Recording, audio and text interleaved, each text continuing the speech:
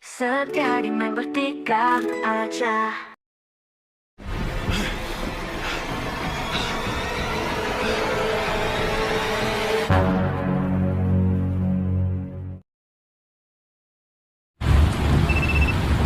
Berlatar belakang pada akhir Desember di Jepang, kisah akan berfokus pada seorang polisi yang bernama Kudo.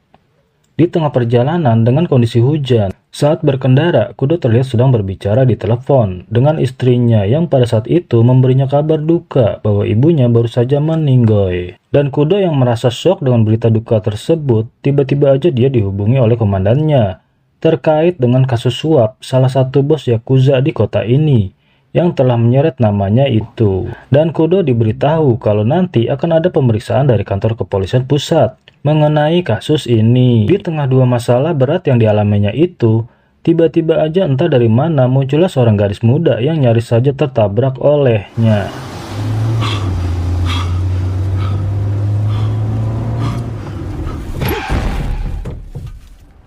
Akan tetapi, tiba-tiba aja Kudo nggak sengaja menabrak seorang pemuda yang berdiri di tengah jalan. Setelah sebelumnya, Kudo hampir menabrak seorang gadis muda yang sama-sama berlarian di tengah jalan. Entah siapa pemuda ini, saya dan Kudo pun masih belum tahu. Dan entah apa yang sedang dia lakukan dengan gadis muda tersebut. Tapi sudah dipastikan olehnya bahwa pemuda itu telah tewas di tempat. Sehingga dengan paniknya, Kudo pun memasukkannya ke dalam bagasi mobilnya.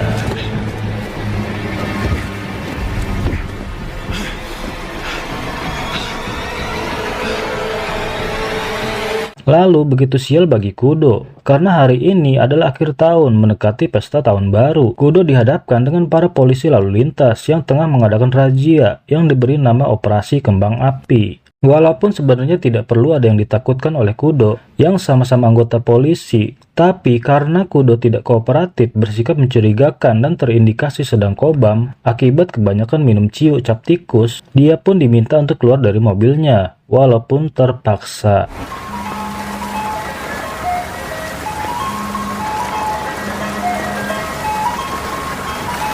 Nah, tiba-tiba aja terdengar nada dering telepon genggam yang berasal dari bagasi mobilnya itu. Tapi Kudo beralasan kalau itu hanyalah dari barang-barang pribadinya yang sengaja disimpan di dalam bagasi tersebut. Akan tetapi ketika para polantas itu ingin memeriksanya, tiba-tiba aja Kudo bereaksi spontan untuk mencegahnya. Itu membuat terjadinya keributan antar sesama penegak hukum.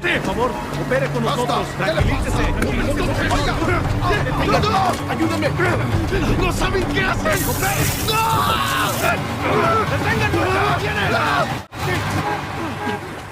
Lalu tak disangka-sangka muncullah seseorang yang awalnya tidak mereka kenal. Dia adalah seorang inspektur bernama Yazaki, yang secara kebetulan dia adalah orang yang dikirim dari pusat untuk memeriksa kasus suap yang terjadi di kantor polseknya Kudo.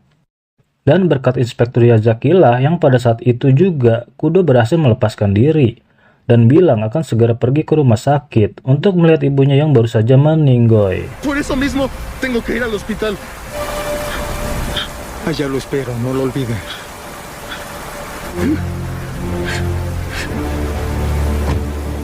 Ketika Kudo sudah tiba di rumah sakit dan melihat jenazah ibunya itu, sebelum dibawa ke ruang mayat, di sisi lain Inspektur Yazaki sendiri baru aja tiba di kantor polsek untuk memeriksa kasus suap yang diduga melibatkan oknum anggota polisi di polsek ini dengan seorang bos Yakuza.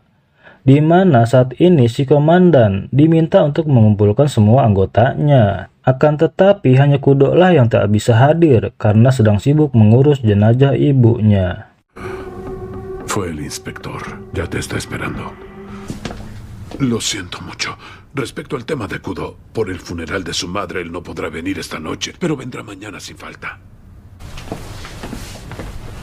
Madre de Dios. Dan tak lama setelah ibunya dibawa ke ruang mayat, sementara Kudo yang sedang dirundung banyak masalah dan terlihat tidak bisa tenang, karena mayat si pemuda masih berada di dalam bagasi mobilnya. Dan di saat itu juga dia tidak sengaja melihat sebuah saluran udara yang lumayan cukup besar, yang sepertinya itu cukup muat untuk ukuran tubuh manusia.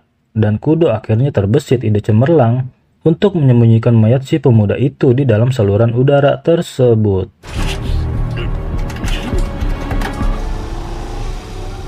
Lalu singkat cerita, di hari esok paginya, dalam perjalanan menuju kantor polsek tempat dia bertugas, Kudo masih bingung dengan bagaimana caranya dia menghilangkan retakan kaca depan mobilnya, yang tentu aja retakan itu bisa jadi sumber masalah. Dan pertanyaan besar yang sudah dipastikan bisa mengungkap kematian si pemuda itu. Hingga Kudo kembali terbesit ide di luar perkiraan BMKG. Dia nekat untuk menabrakkan mobilnya ke mobil polisi yang sedang terparkir di pinggir jalan saat polisi itu bertugas, sambil bersikap konyol setelahnya.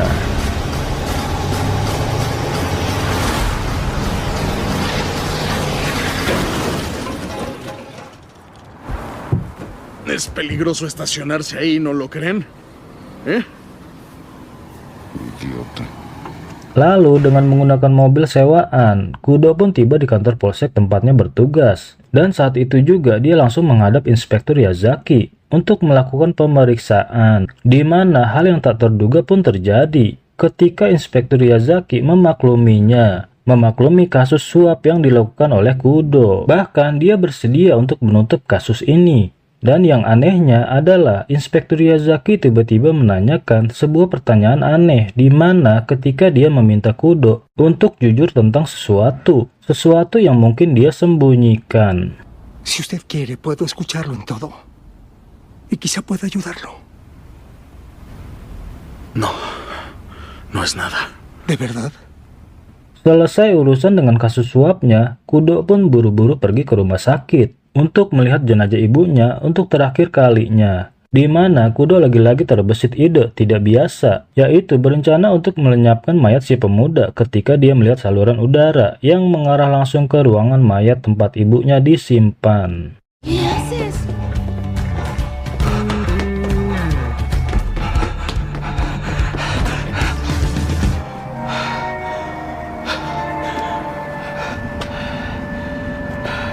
Lalu di malam harinya, tepat di saat kondisi terlihat sangat sepi, Kudo langsung melancarkan aksinya dengan masuk ke dalam saluran udara dan menyeret mayat si pemuda tersebut menuju ke ruangan mayat tempat ibunya disimpan, di mana Kudo benar-benar melakukan sesuatu yang baru pertama kali dia lakukan, memaksa dirinya untuk secara perlahan merangkak di lorong saluran udara.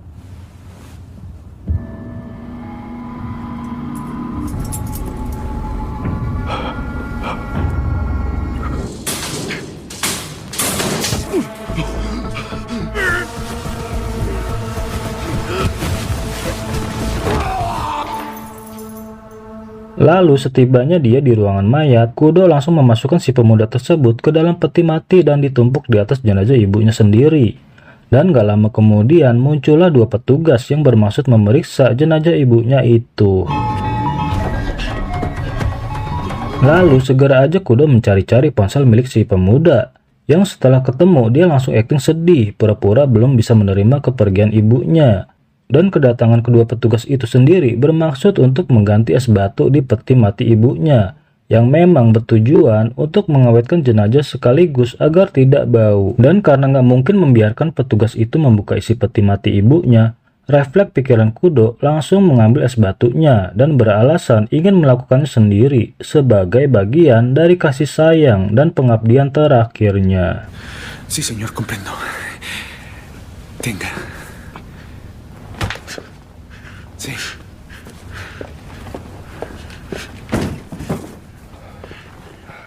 Lalu di esok harinya di kantor polisi setempat, Kudo dan para polisi yang lain sedang menyelidiki kasus baru, di mana mereka melakukan penggerebekan di tempat seorang pemuda yang bernama Oda, yang menurut informasinya diketahui melakukan bisnis haram, di mana Kudo saat itu dibuat terkejut saat melihat foto wajah si Oda ini, yang ternyata adalah pemuda yang ditabrak di waktu yang lalu, yang dalam pikirannya langsung teringat dengan apa yang telah dia lakukan dengan mayat si pemuda tersebut, yang telah disembunyikan di peti mati ibunya.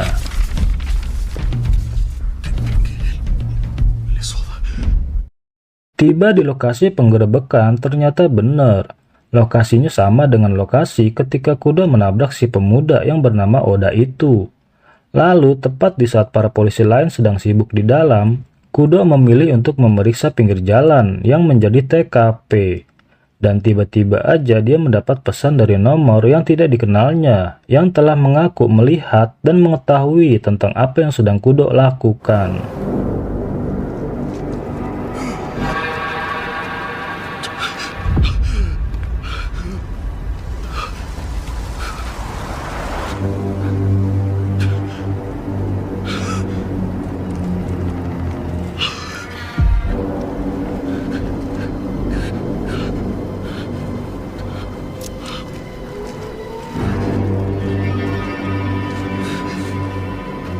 ¿Qué está haciendo? ¡Nada!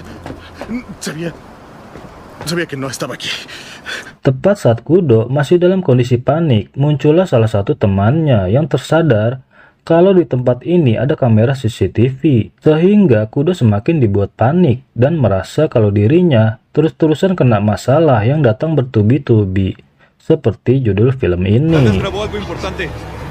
Es probable. Tal vez nos muestre hacia dónde escapó en la noche. Bueno, hay que revisarla.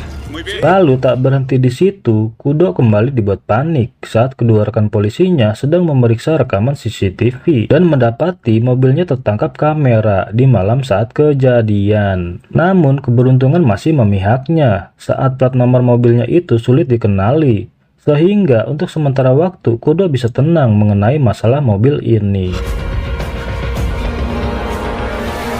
No se ve nada. Esto va a ser difícil.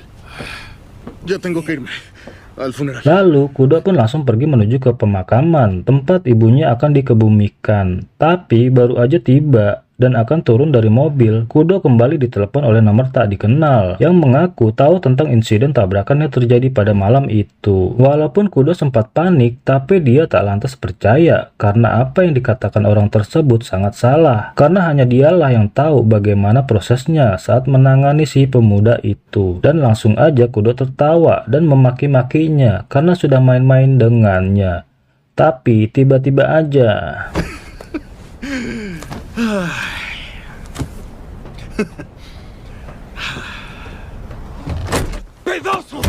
Nah, ternyata nomor tak dikenal tersebut adalah Inspektur Yazaki yang rupa-rupanya sedang memburu si pemuda bernama Oda ini. Entah apa yang sebenarnya hubungan di antara mereka, tetapi Inspektur Yazaki meminta Kudo untuk secepatnya menyerahkan mayat si Oda dan menjadikan putri kecilnya sebagai jaminan dan tanda kalau Kudo jangan pernah main-main dengannya. Si no me regresas el cuerpo, tu hija se irá de este mundo.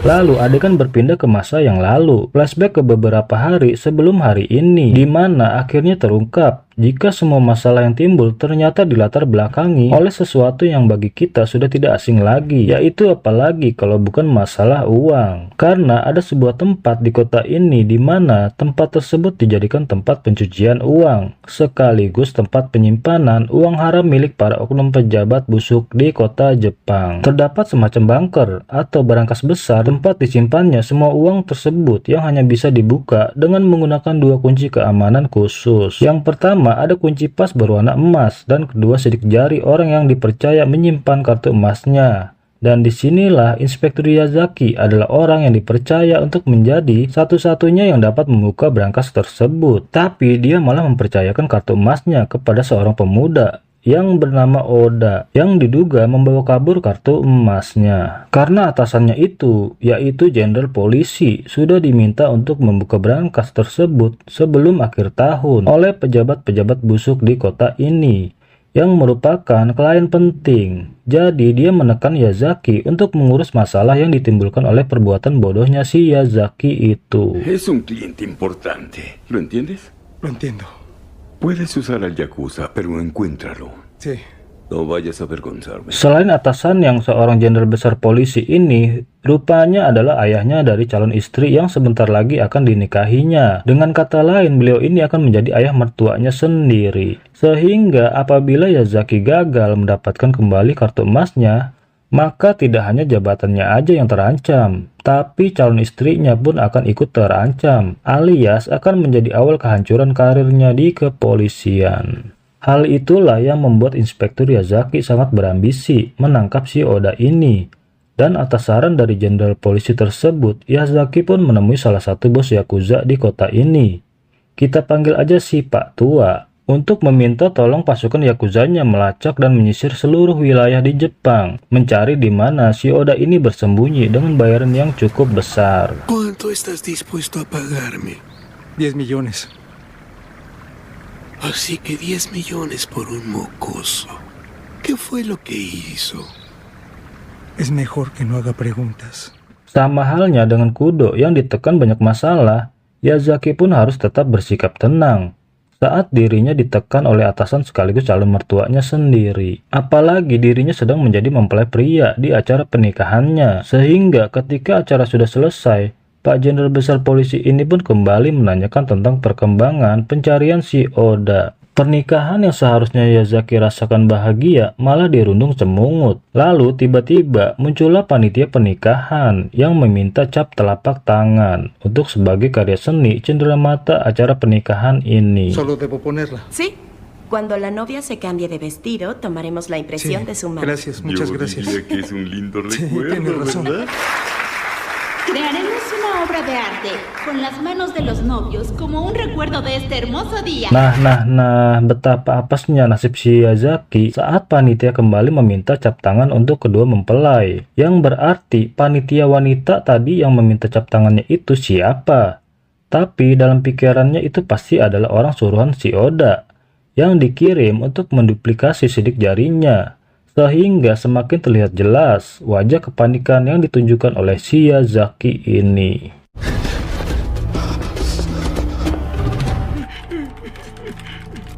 Lo hice, ya lo hice. Ay, Yazaki. Perdón, pero estás acabado. Dan pada akhirnya jenderal polisi yang saat ini sudah menjadi ayah mertuanya pun sangat murka kepada Inspektur Yazaki yang dianggap bodoh dan tidak becus menghadapi curut sekelas pemuda yang bernama Oda. Kekesalannya itu pun dilampiaskan dengan menginjak kaki Yazaki sampai gepeng dan harus tetap bersikap seolah tidak terjadi apa-apa di hadapan istrinya. Dan tak lama si bos Yakuza pun menelepon untuk memberikan kabar baik bahwa anak buahnya berhasil menemukan tempat persembunyian si Oda, sehingga Yazaki pun bisa sedikit lega dan tinggal meluncur ke sana untuk membereskan semuanya. Fue gracias a esa chica que logramos descubrir su escondite. Es de gran ayuda. ¿Y en dónde está? Sí, te lo diré. Setibanya di sana, Yazaki hanya bertemu dengan seorang gadis yang beranggapan dia adalah pacarnya si Oda.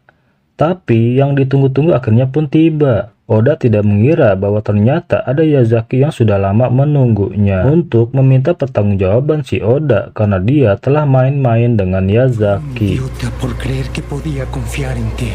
Dejarás de existir. ¿Es en serio? Muy en serio.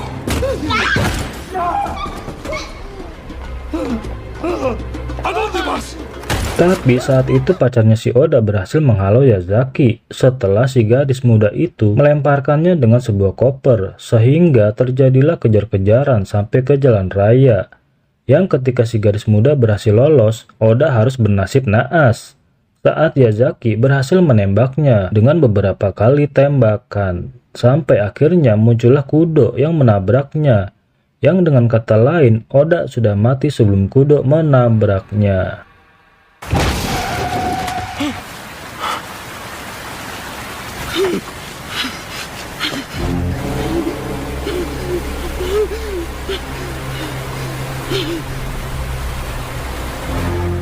Itulah kronologi yang sebenarnya terjadi. Yazaki tidak menyangka jika Kudo akan memasukkan mayat si Oda ke dalam bagasi mobilnya dan pergi. Yang jika saja Kudo meninggalkan mayatnya si Oda begitu saja, mungkin masalah ini tidak akan pernah menyeretnya sejauh ini. Alhasil, Yazaki kembali gagal mengatasi masalah yang menurut Pak Jenderal Polisi ini adalah masalah yang mudah. Karena kebodohannya, Yazaki pun harus kena omel oleh Pak Jenderal yang kali ini dia benar-benar kesal sampai-sampai memukulinya menggunakan tongkat golf. Dan karena sudah kesal terus ditekan dan terus-terusan saja disalahkan, Yazaki yang pada dasarnya memiliki sifat kejam pun akhirnya memberontak dan balik memukuli ayah mertuanya sendiri hingga beliau tewas saat itu juga. Tu vida ya se terminó.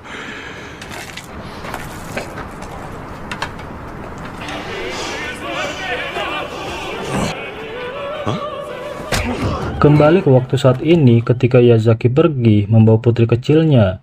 Kudo harus menjelaskan itu kepada sang istri yang tentu aja shock mendengar putri mereka telah diculik. Selain itu, Yazaki juga harus mengeluarkan mayat Oda dari dalam peti mati sebelum petugas pembakar jenazah membakar peti mati tersebut hingga menjadi abu.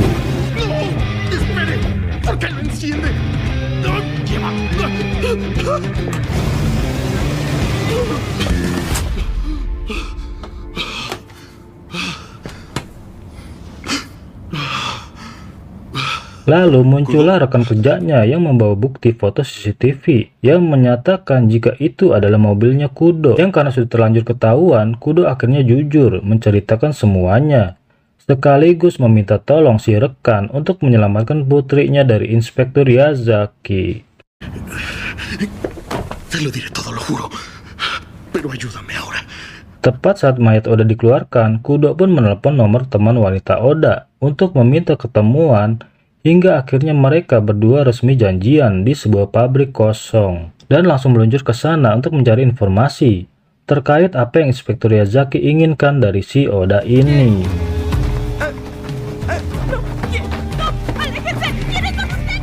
Setelah si gadis diikat dan dimintai keterangan, akhirnya diketahui jika Oda memang menyimpan kartu emasnya dan sidik jari Oda juga sudah menjadi sidik jari yang hanya bisa membuka brankasnya.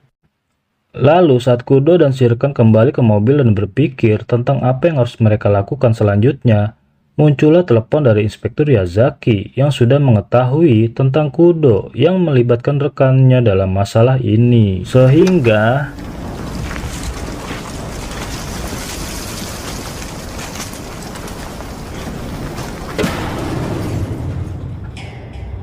Nah, si rekan pun tertimpa tangki besar yang sudah Yazaki persiapkan. Yang karena putrinya diancam akan segera dibunuh, maka Kudo tidak punya pilihan lain selain menyerahkan mayat Oda kepada Yazaki. Tapi sebelum itu, Kudo diam-diam memotong jari Oda yang menjadi sidik jari pembuka brankasnya, dengan harapan bisa mengelabui Yazaki dan mencuri sedikit dari uang yang ada di dalam brankas tersebut.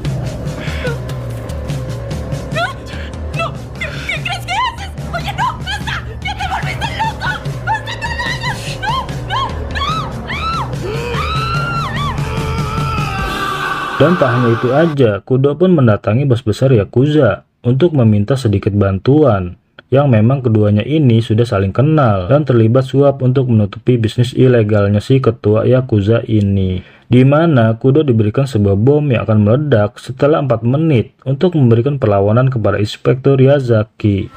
¿Qué es eso? ¿Una bomba? Explota justo a los 4 minutos. Tiba di tempat sepi yang menjadi lokasi pertukaran, Kudo diminta untuk menyerahkan mayat Oda, yang terlebih dahulu tanpa sepengetahuan Inspektur Yazaki sudah meletakkan bom tersebut di dalam mayat Oda, sehingga tinggal menunggu waktu aja sampai Inspektur Yazaki meledak bersama tubuh tak bernyawa tersebut. ¡Papá! ¡Mina! Así que déjalo en el suelo.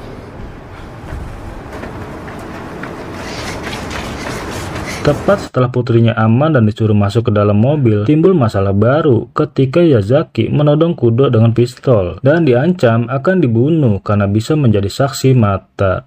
Namun, Kudo ternyata sudah mempersiapkan untuk hal ini dengan mengaku sudah menyiapkan salinan dakwaan dengan si ketua Yakuza yang apabila dia tidak pulang dengan selamat, maka seluruh kejahatan dan dakwaan terhadap Inspektur Yazaki akan diserahkan kepada media, sehingga Yazaki tidak punya pilihan lain selain membiarkan Kudo pergi begitu aja.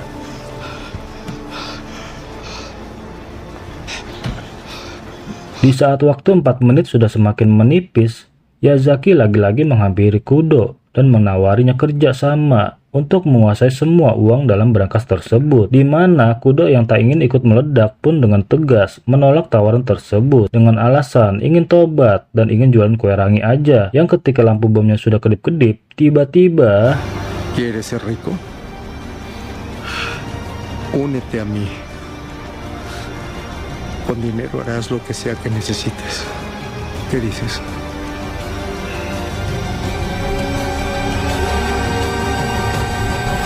Vete a la mierda. ¿Qué?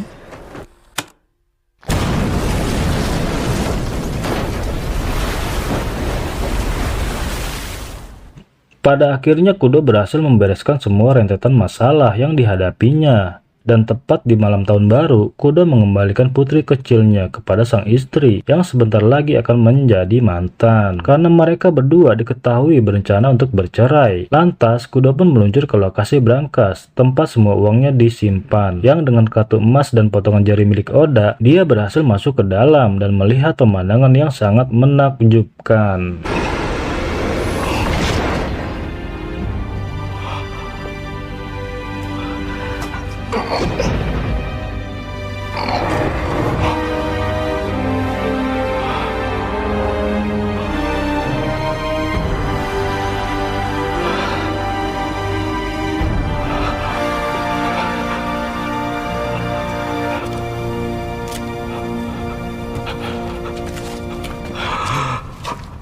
Dan nah lo, ternyata Inspektur Yazaki ternyata masih hidup dan entah bagaimana caranya dia bisa bertahan. Mereka terlibat pertarungan di dalam dan di luar brankas. Sampai pada akhirnya Yazaki tumbang untuk yang kedua kalinya.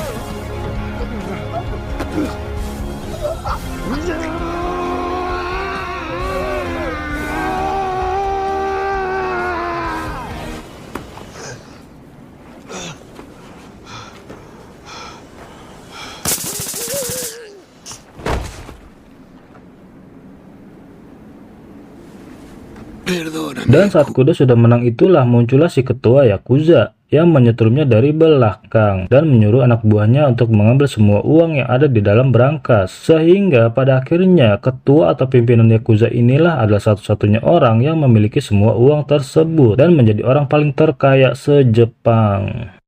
Ya, saquen todo el dinero. Lalu di esok paginya, Kudo pun bangun dan langsung pergi meninggalkan lokasi yang tepat di tengah perjalanan. Dia memutuskan untuk berhenti menelpon istrinya untuk meminta maaf atas hal buruk yang baru-baru ini terjadi. Dan tak lama kemudian, Kudo pun ditabrak oleh seseorang dari belakang yang ternyata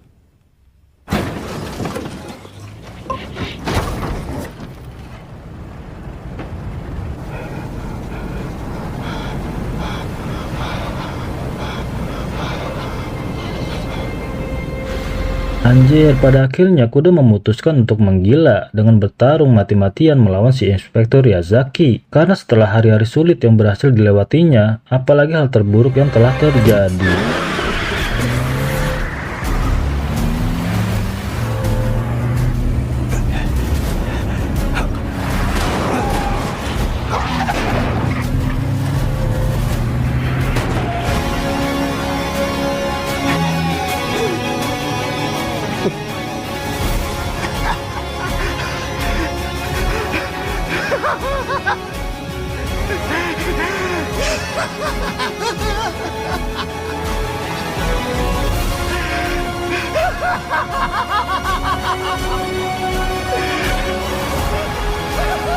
Lalu selanjutnya kita akan dibawa flashback sekaligus mengungkap awal mula semua masalah ini bisa terjadi. Yang disinilah kita jadi tahu apa yang sebenarnya terjadi. Karena ternyata selain Oda adalah seorang narkoboy dan kecanduan togel online itu membuatnya banyak berhutang ke si Patua, si bos besar Yakuza. Sehingga hal itu dimanfaatkan oleh ketua Yakuza untuk meminta Oda melakukan sesuatu yang nekat, yaitu dia harus berkhianat mencuri kartu emas untuk membuka brankas. Sehingga terungkaplah jika otak dibalik semua ini adalah tak lain adalah si ketua Yakuza ini. Tamat.